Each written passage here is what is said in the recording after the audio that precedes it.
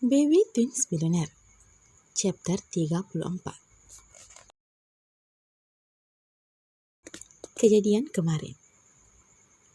Maret tidak berhenti menangis di samping Max begitu naik di ambulans dan menuju ke rumah sakit. Sedangkan Vero hanya diam saja seraya memicingkan matanya menatap saudaranya. Begitu Maret menjatuhkan kepalanya di lengan Max, pria yang tengah terbaring itu membuka matanya sebelah secara perlahan, lalu memberikan kode kepada Vero untuk dia. Vero memandang geram kepada Max. Dasar Max sialan. Bisa-bisanya dia akting setelah membuat keributan. Ucap geram Vero di dalam hati, kemudian membuang nafas kasar. Max yang melihat Vero geram langsung tersenyum, kemudian sedikit meringis. Pria itu sebenarnya memang terluka di bagian kepalanya, tapi itu tidak membuatnya tak sadarkan diri. Entah idenya datang dari mana. Tiba-tiba saja saat itu juga, ia ingin pura-pura untuk menakuti Maret. Hingga sandiwaranya dibawa ke rumah sakit untuk mengetahui perasaan Maret padanya. Saat diperiksa, Max telah memberikan perintah kepada dokter yang menanganinya untuk melanjutkan sandiwaranya ke jenjang yang lebih mencengangkan lagi. Hingga membuat ruangan perawatannya seketika riuh saat Maret telah meninggalkan tempat tersebut karena perintah dari Vero. Pria itu ingin memberitahukan sang mami dan dedinya. Dasar anak durhaka, bisa-bisanya kamu melakukan ini dan membuat mami jantungan. Keisha mencubit lengan Max dengan sekuat tenaga. Max yang terkena cubitan hanya mampu meringis, tapi tidak melawan. Maaf, Mam.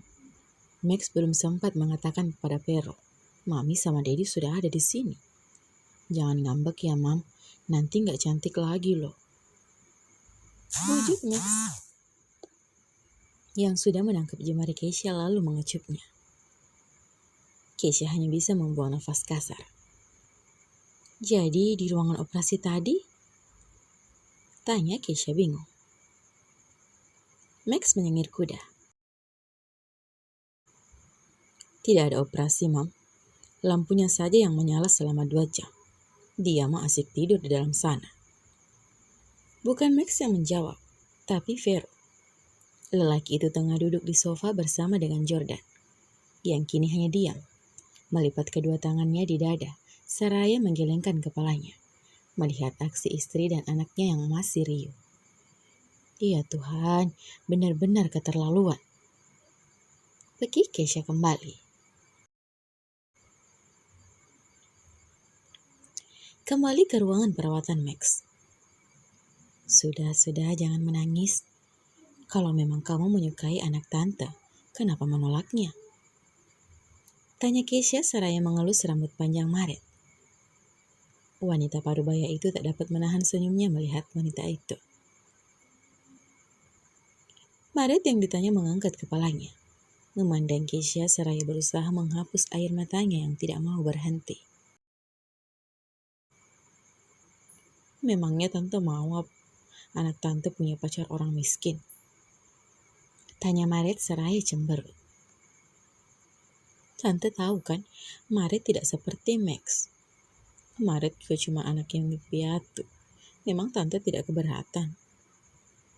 Sambungnya kemudian, membeberkan alasan sebenarnya ia menolak Max. Karena wanita itu merasa status mereka sangat bertolak belakang. Max yang tadinya menutup mata, kini perlahan memicingkan kembali matanya. Saling melirik dengan Keisha. Pria itu tidak pernah menyangka jika Maret berpikiran seperti itu. Keisha menghembuskan napas pelan. Memang kamu pikir tante akan menghalangi kebahagiaan anak tante demi harta dan status? Maret tersentak, semakin menatap lekat Keisha. Maret, bagi tante dan dedi mereka, apapun yang menjadi kebahagiaan anak tante, itu yang lebih utama. Yang penting kalian saling mencintai itu sudah cukup bagi tante. Untuk apa juga tante harus pilih wanita kaya kalau anak tante tidak bahagia? Kebahagiaan Max dan Vero yang paling utama bagi kami, bukan yang lainnya. Jelas Keisha panjang lebar, mengelus punggung tangan Maret berulang kali. Kamu sudah lama kan memiliki perasaan sama anak tante? Pertanyaan Keisha membuat Maret membulatkan mata. Sedangkan Max setengah mati menahan diri untuk tidak bangun dari tidurnya. Memang kamu pikir kamu saja yang punya kejutan anak nakal. Mami juga punya. Batin Keisha menatap sinis ke Max. Bagaimana tante? Marit sangat gugup. Wanita itu merasa seperti sedang ketahuan mencuri sesuatu yang sangat berharga. Si kembar yang mengatakannya? Jawab Keisha tenang, disertai dengan senyumannya yang setengah mengejek. Tante. Rengek Marit malu. Wajahnya seketika berubah menjadi merah dan panas. Sejak kapan? Tanya kembali Keisha setengah memaksa. Jawab yang jujur, tante pengen dengar langsung dari mulut kamu. Maret? Tegur Keisha saat melihat calon kekasih putranya itu hanya diam saja. Tante juga tahu loh, kalau di ponsel kamu banyak foto Max. Kalau kamu nggak jawab, tante bisa saja loh beritahu Max semuanya setelah dia bangun. Ancam Keisha membuat Maret langsung mengatup kedua tangannya di depan dadanya. Jangan tante, jangan. Maret mohon, Maret malu tante. Maret merengek seperti anak kecil. Dalam waktu yang singkat, rahasia yang selama ini hanya dia, Freya, dan si kembar yang tahu, kini telah menjadi konsumsi ibu dari lelaki yang selama ini ia idolakan. Wanita itu ingin rasanya menghilang saat ini juga. Kalau bisa, ia ingin ke planet yang paling jauh dari bumi. Tapi, untung saja orang yang dibicarakan tidak mendengarnya, pikir Maret. Ya sudah, tante tidak akan bilang. Balas Keisha, karena dia sudah mendengar semuanya. Sambungnya kemudian di dalam hati. Tapi tante penasaran, sejak kapan kamu mengagumi dan mencintai anak tante? Sampai-sampai fotonya kamu jadikan wallpaper di ponselmu. Maret meringis pelan, mendengarkan ucapan Keisha yang ternyata cukup belak-belakan. Maret merasa tidak bisa lagi menghindar. Lebih tepatnya, ia sama sekali tidak diberikan kesempatan untuk menghindar. Max meremas pelan selimut yang menutup. Jantungnya berpacu kencang sejak tahu jika Maret ternyata menyukainya. Sekarang debaran itu justru tak terkendali saat mendengar jika Maret adalah pengagum rahasianya. Ayo Maret, jawab. Sejak kapan? Sejak kapan kamu menaruh perasaan padaku? Gumam Max yang sudah tidak sabar ingin mendengar jawaban Maret. Maret sudah mengagumi dan mengidolakan Max sejak 4 tahun yang lalu. Cicit Maret namun mampu didengar oleh Keisha dan Max.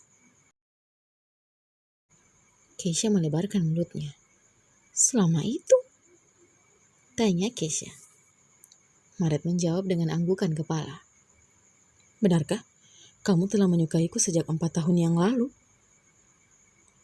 Maret terkejut saat tiba-tiba saja Max bangun dan bersuara.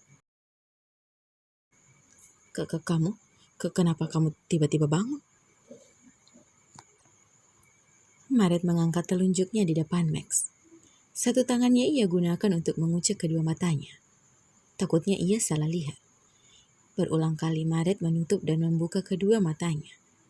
Namun tetap saja ia dapat melihat Max yang telah duduk di depannya seraya tersenyum. Pupil mata Maret semakin melebar saat otaknya telah lagi. Kamu berbohong? Pekik Maret. Keisha menutup mulut seraya tertawa. Sebelum kemudian meraih tasnya lalu berdiri. Baiklah, Mami pikir tugas Mami sudah selesai. Silahkan kalian berdua bicara baik-baik. Kalau ada kabar baik, segerakan. Jangan ditunda-tunda. Pinta Keisha tersenyum senang. Keisha menepuk bahu Maret. Maaf ya Maret, Tante hanya mengikuti permainan anak nakal ini. Kalau kamu mau hajar dia, silahkan. Semoga saja mereka secepatnya menikah. Tutur Keisha pelan seraya memakai kacamata hitamnya. Berjalan keluar diikuti oleh beberapa pengawal. Meninggalkan kedua sejoli yang saat ini masih diam saling menatap. Kamu keterlaluan.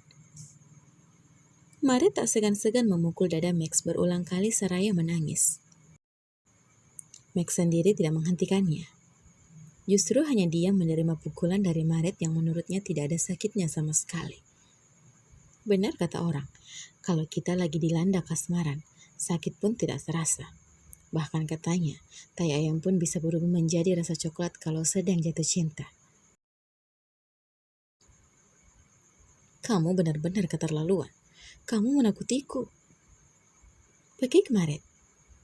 Pukulannya telah melemah, tapi isakannya justru berbanding terbalik. Max akhirnya menangkap tangan Maret, lalu memeluknya erat. Pria itu menutup mata seraya melebarkan bibirnya saat Maret membalas pelukan tersebut. Akhirnya, aku bisa memelukmu. Bersambung, sampai jumpa di episode selanjutnya ya. Terima kasih.